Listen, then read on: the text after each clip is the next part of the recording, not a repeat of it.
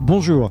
La continuité numérique, c'est un élément clé aujourd'hui de l'industrie du futur. C'est un chantier d'importance pour les entreprises qui ont digitalisé tous les maillons de leur chaîne numérique et qui doivent aujourd'hui les faire communiquer tout simplement. Alors pour discuter et pour aller un peu plus loin de cette continuité numérique, j'ai 3 invités sur ce plateau.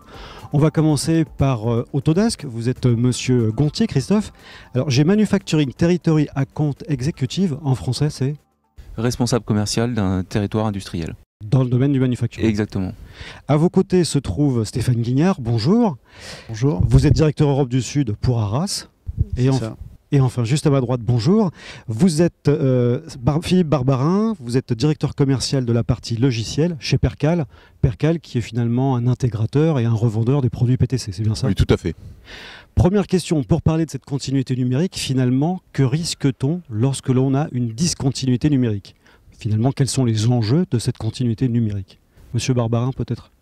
Alors, l'idée de base, c'est qu'en fait, les entreprises ont effectivement pas mal passé de temps à mettre en place des systèmes divers et variés pour différentes parties de l'entreprise, différents métiers de l'entreprise. Et en fait, on connaît bien toute cette problématique. C'est la problématique d'avoir créé des silos. Et d'avoir des gens qui se contentent de jeter leurs informations par-dessus le mur et de se retrouver dans une situation où finalement on ne sait jamais, au bout du compte, qui est maître de telles données et comment elle est transférée d'un point à l'autre. Et les règles qui permettent d'en définir la validité peuvent être variables d'un silo à l'autre, ce qui fait que quelque part on a ces discontinuités qui laissent la place à de l'interprétation, à des erreurs humaines et à toutes sortes d'inconvénients sur lesquels on reviendra probablement au cours de cet entretien. D'accord. Stéphane Guignard, même définition, les risques, c'est oui, enfin, ne pas avoir la bonne information au bon moment. Je verrais deux enjeux importants. C'est d'une part la capacité de la force de la preuve, c'est-à-dire aujourd'hui les produits, les entreprises sont confrontées à de plus en plus d'exigences réglementaires, légales, et bien souvent sont contraintes d'apporter la preuve qu'elles ont fait les choses de façon satisfaisante. Et la continuité numérique dans ce cadre-là est absolument fondamentale pour pouvoir expliquer et justifier ce qu'on a pu faire. Okay. La deuxième chose, c'est dans le contexte de l'IoT, quand on veut exploiter les informations qui remontent des objets connectés, si on n'a pas de traçabilité, si on n'a pas de continuité numérique, on a beaucoup de mal à apporter de la valeur aux informations qu'on a recueillies. Ce sont des objets morts, voilà, absolument. Quelque chose à rajouter sur les enjeux, les risques de la discontinuité numérique? Aujourd'hui, pour les industriels, il s'agit surtout de se positionner en tant que leader sur le marché, prendre un avantage concurrentiel si nécessaire sur la compétition pour pouvoir avancer dans le marché et avancer même en avance du marché. Il y a un enjeu majeur, c'est de se détourner du modèle traditionnel de gestion du cycle de vie du produit. Traditionnellement, les entreprises ont fonctionné effectivement, comme ça a été dit précédemment, selon des silos, effectivement, en séquençant finalement leur processus et tout leur processus de conception et de fabrication de produits. Aujourd'hui, lorsque l'on considère un processus de bout en bout, en partant du concept, de la conception, la fabrication, la mise en vente et puis l'utilisation. Avec les objets connectés. Avec les objets connectés notamment. L'industriel doit alors maîtriser sa chaîne de bout en bout effectivement. Et sans la maîtrise de cette chaîne, la valeur d'un produit reste fixe dans son cycle de vie. Et c'est bien la maîtrise de chacune des étapes qui va lui permettre alors d'ajouter et d'apporter de la valeur à chacune d'entre elles. Est-ce qu'il y a un endroit particulier de cette chaîne numérique dont on parle? Finalement, c'est de la CAO, c'est de la simulation numérique, c'est de l'industrialisation, c'est de la mise en vente. Est-ce qu'il y a un endroit, un maillon spécifique où la discontinuité est la plus handicapante pour les entreprises manufacturières? Ou finalement, partout, c'est partout pareil, et c'est aussi handicapant entre les métiers du design, les métiers de la simulation et les métiers de l'industrialisation, par exemple? Alors, je pense que la discontinuité numérique peut être handicapante à n'importe quel point. Par contre, il y a des endroits où historiquement, elle est un petit peu plus frappante et elle est un peu plus j'allais dire, handicapante. C'est pour moi, il y a deux endroits essentiels. Le premier, c'est la jonction entre les activités d'engineering et les activités de manufacturing. C'est au moment où ce que j'appelle moi l'industrialisation du produit, ça fait partie du cycle de développement produit, mais il y a souvent une rupture à ce niveau-là. On la constate. On ne cherche pas à la créer, mais on la constate. Et le deuxième endroit, c'est plus une fois que le produit a été fabriqué, et en lien avec la problématique d'objets connectés qu'on évoquait à l'instant, c'est au moment où on doit récupérer l'information qui revient du terrain pour des raisons de service ou de maintien en condition opérationnelle d'un produit, c'est d'avoir justement cette continuité entre ce qui a été fabriqué, quelque part dans notre jargon, entre le tel que construit et le tel que maintenu. Très bien. Je partage tout à fait le fait qu'il n'y a pas d'endroit spécifique, ça dépend de la maturité de l'entreprise, ça dépend de ses priorités, ça dépend de son contexte industriel. Je pense que toutes les discontinuités sont pénalisantes. Bon, il est clair que si vous êtes dans le cadre d'une société qui a déjà commencé à vendre ses produits comme des services, c'est-à-dire comme de l'utilisation de ces produits et non pas comme des produits seuls, c'est clair que la rupture entre le as-maintain et le as-build est absolument critique. Ok. Est-ce que les freins sont d'ordre technique? Est-ce qu'il s'agit simplement de faire communiquer des solutions de CAO, des solutions de PLM, des solutions de ERP, enfin tous ces acronymes, ou est-ce qu'il y a d'autres freins pour que ces silos, souvent étanches, deviennent poreux les uns avec les autres? Alors, en fait, on a eu une approche par rapport à ça, justement, chez Autodesk, et l'idée était d'identifier à quel endroit, effectivement, on pouvait rencontrer des difficultés en tant qu'industriel. Ce qui en ressort, tout simplement, c'est que tout d'abord, vous avez des systèmes qui sont complètement disparates, et des processus qui sont disjoints. C'est l'illustration par les silos. Les organisations se sont construites et se sont mises en place historiquement de cette manière. Donc aujourd'hui, il est fondamental effectivement de pouvoir associer, lorsque l'on est dans le contexte d'une transformation numérique et dans une transformation de son entreprise, de penser les deux en même temps. C'est-à-dire faire évoluer les systèmes et les organisations en même temps pour être capable d'associer les organisations et faire comprendre pourquoi la rupture est nécessaire aux membres qui la composent, et puis faire en sorte que les systèmes d'information effectivement soient le moins disjoints possible pour permettre la réutilisation des données, l'automatisation des processus, et au bout du compte être capable de tracer cette information, la rendre disponible dans les organisations lorsque les gens en ont besoin, et forcément la rendre la plus efficace au bout du compte. Stéphane Guignard, même chose, organisation, logiciel, quelle est la plus grosse difficulté? C'est l'aspect humain? Je pense que rompre les barrières des organisations, c'est probablement ce qui est le plus difficile. Les entreprises se sont constituées fort naturellement parce que les humains sont ainsi, en se recentrant sur leurs activités chacune spécifiques. Et du coup, on pense assez peu à ce qui est important pour les activités aval. On se concentre surtout sur la performance de son propre métier. Je crois que tous, autant que nous sommes les éditeurs logiciels, on a favorisé ça puisqu'on a cherché à apporter les solutions les plus performantes possibles dans des secteurs bien particuliers, ne serait-ce que pour se positionner. Et on en a un peu oublié que la performance est aussi le transversal. Donc je crois que les deux pans, que ce soit l'organisation et la technologie, a contribué à favoriser ce silotage, si je puis dire. Alors vous êtes 3 éditeurs ou représentants d'éditeurs qui développent des outils de PLM. Et quand je dis PLM dans le sens large du terme, est-ce que le PLM est la solution pour favoriser cette continuité numérique au sein des entreprises manufacturières? Alors, est-ce que le PLM est la seule solution? Probablement pas. Est-ce que c'est une solution intéressante? Oui, en ce sens qu'elle a ce caractère de colonne vertébrale du système d'information produit, depuis la création, l'idée du produit, jusqu'à au retrait du produit du marché et après son service. Je voudrais revenir 2 secondes sur le sujet précédent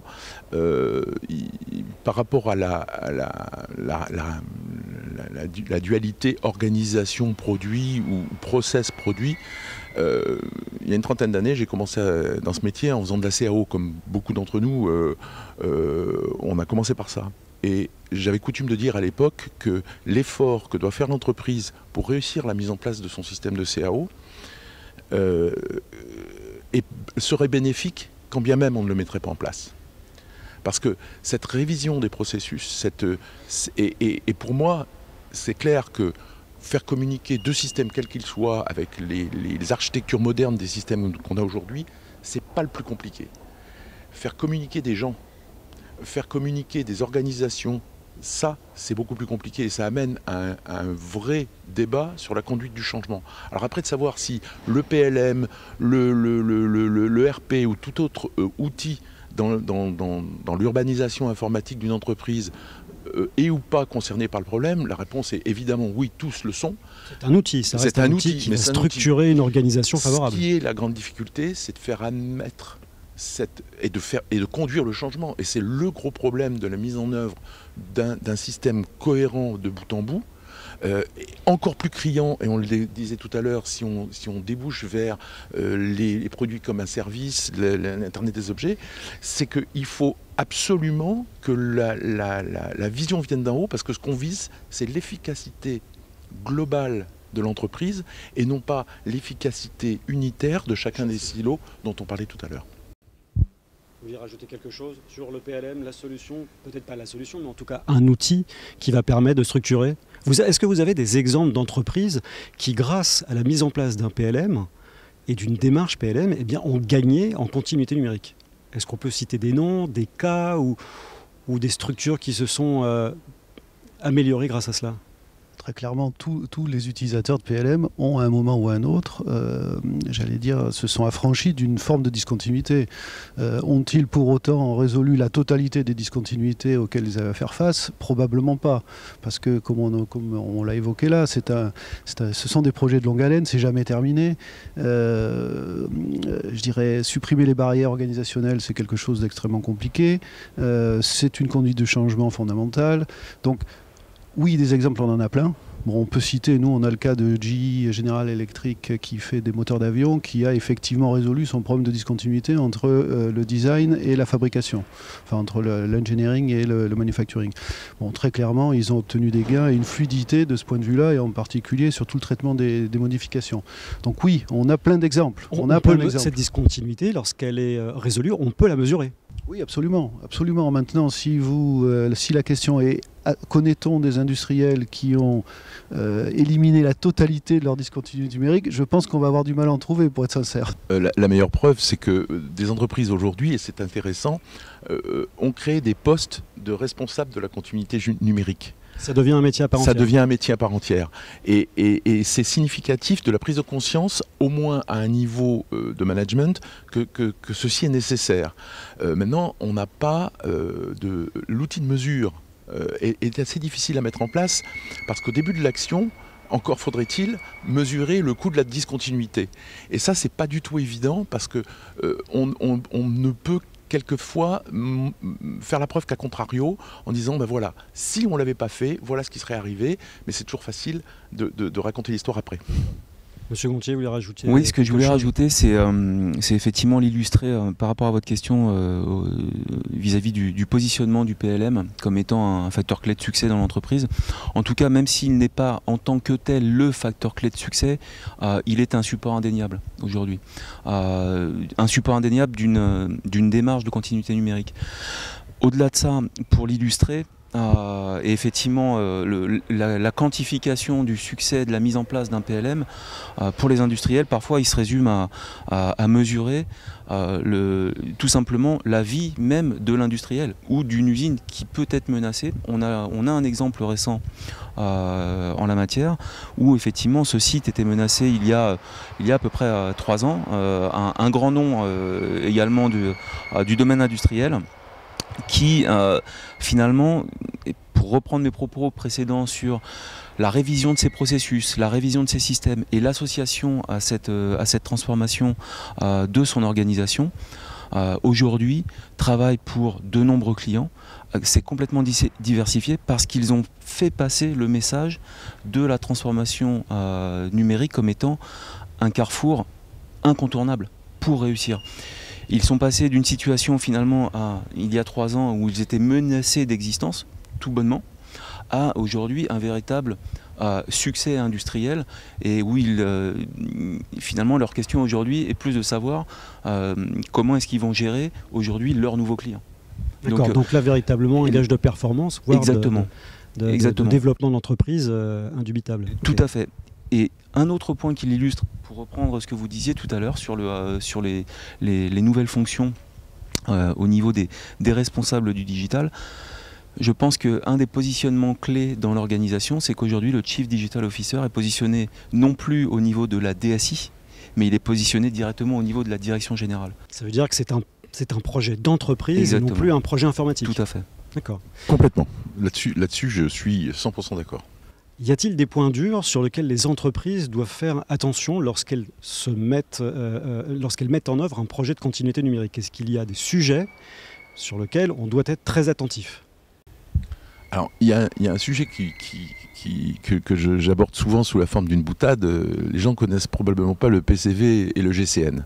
Le grand cahier noir et le petit cahier vert, c'est bien ça? C'est ça. On peut aussi faire le petit cahier vert et le grand cahier noir, c'est pareil. Okay. C'est la rétention d'informations qui est derrière ça.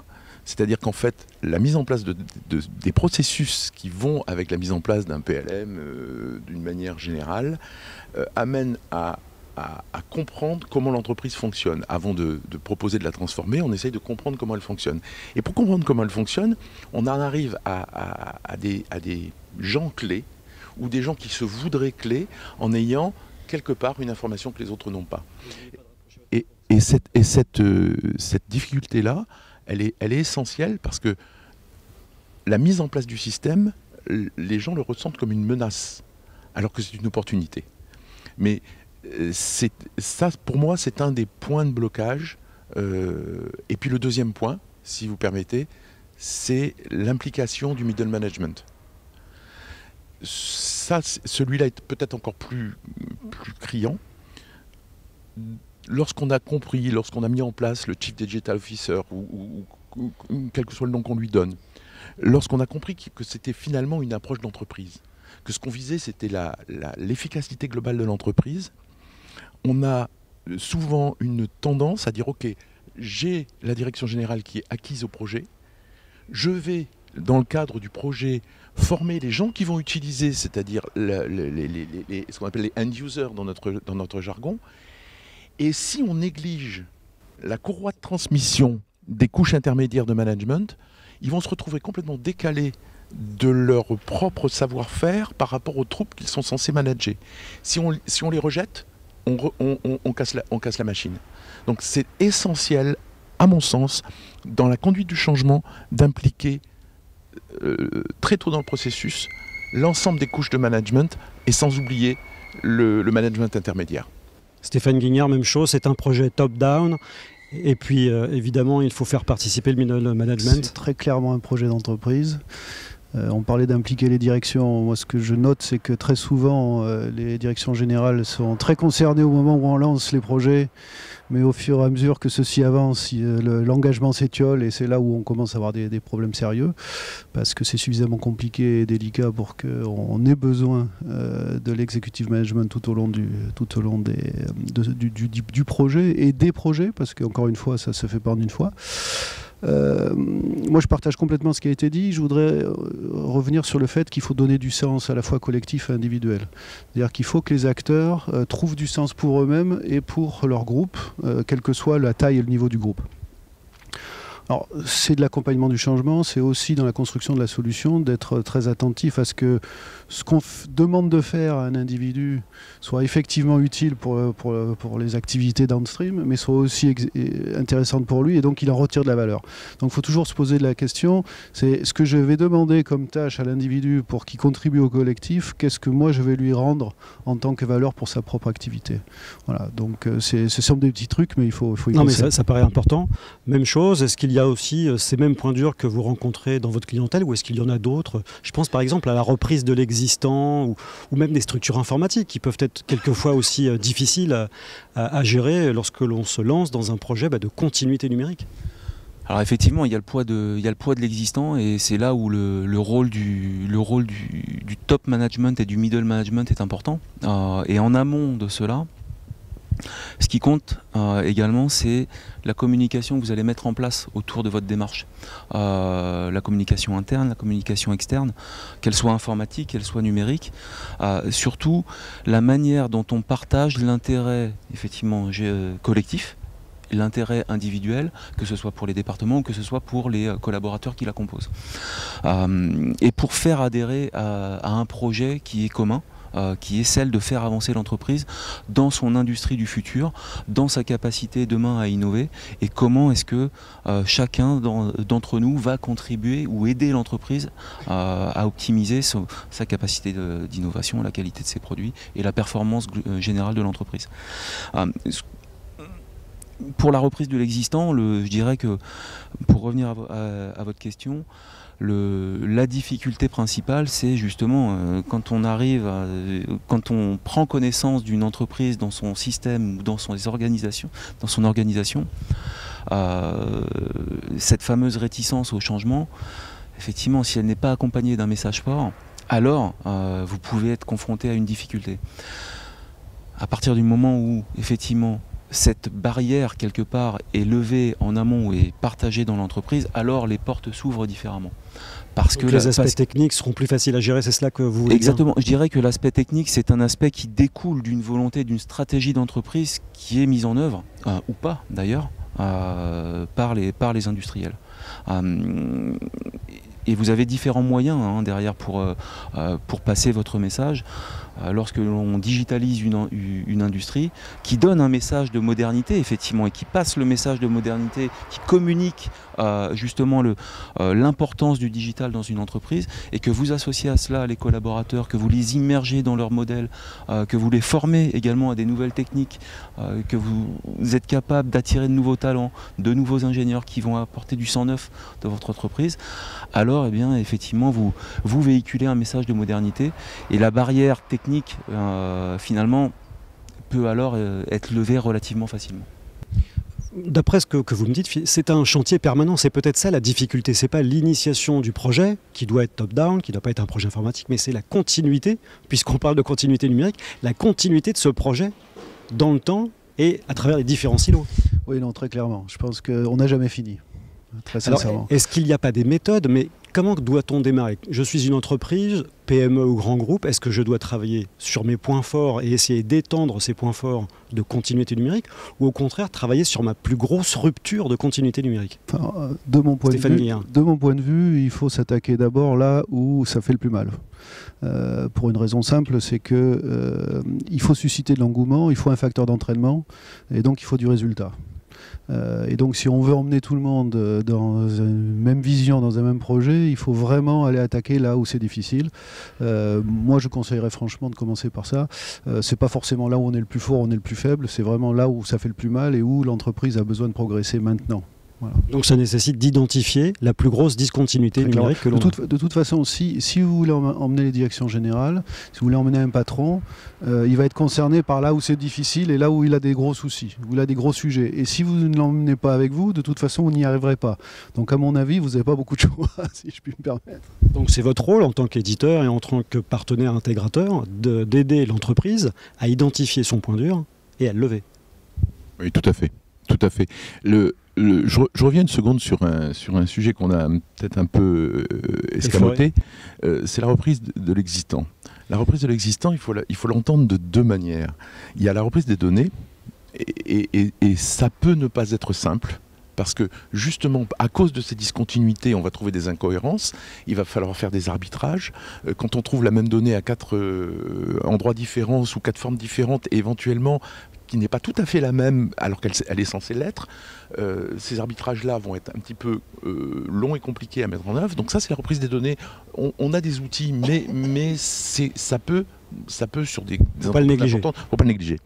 le deuxième aspect, et là je rebondis un petit peu sur le fait que c'est pas seulement un projet informatique, mais on ne peut pas exclure l'IT du décor. Pourquoi? Parce qu'on a une deuxième reprise qui est plus subtile et un petit peu plus compliquée à mettre en œuvre, c'est la reprise applicative.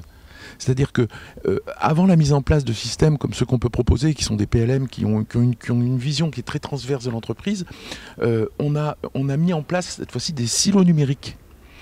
Qui a mis en place une gestion localisée de ces données de 3D, un autre a mis en place une GED, un troisième a mis en place un système on appelait ça la GPAO dans le temps. C'est devenu l'ERP. Voilà.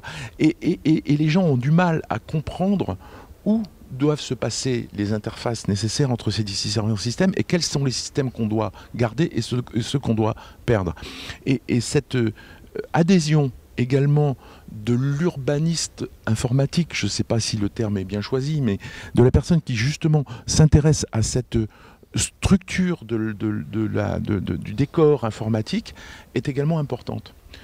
Pour le reste, j'adhère sur ce que vient de dire Stéphane. C'est évident qu'il faut aller là où ça fait le plus mal et quelque part amener les entreprises à se poser les questions: qu'est-ce qui m'a coûté le plus cher dans les années passées et qu'on identifie souvent comme des coûts de non-qualité, mais sur lesquels je vais pouvoir avoir une action immédiate.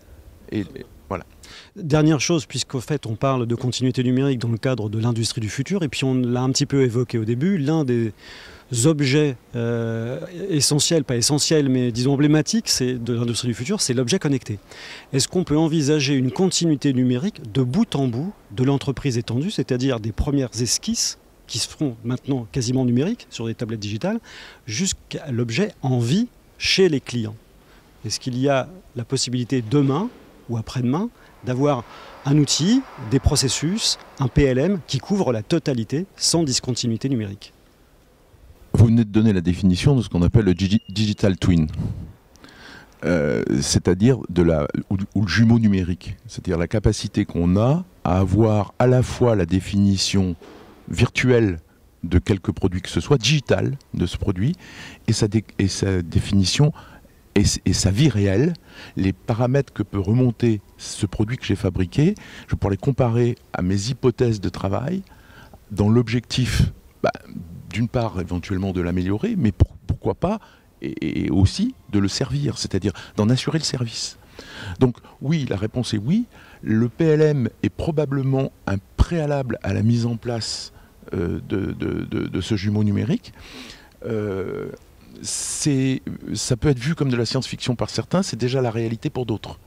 Il y a déjà des entreprises qui utilisent des outils. Et puis quand on regarde bien, quand il y a 20 ans, on avait des systèmes de télémétrie sur les Formule 1 et que tout le monde s'en extasiait, on ne faisait pas autre chose que de remonter de l'information d'objets réels qu'on comparait au modèle virtuel. Bon, c'était la Formule 1 il y a 20 ou 25 ans qui a commencé à faire ça. Aujourd'hui, donc demain, on l'aura sur les voitures.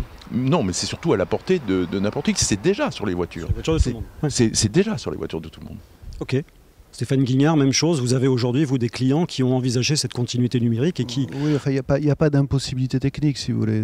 Comme je le disais, c'est un projet qui n'a pas forcément de fin, d'autant plus que les entreprises se transforment avec de nouvelles activités, avec de nouveaux business, avec des disciplines nouvelles.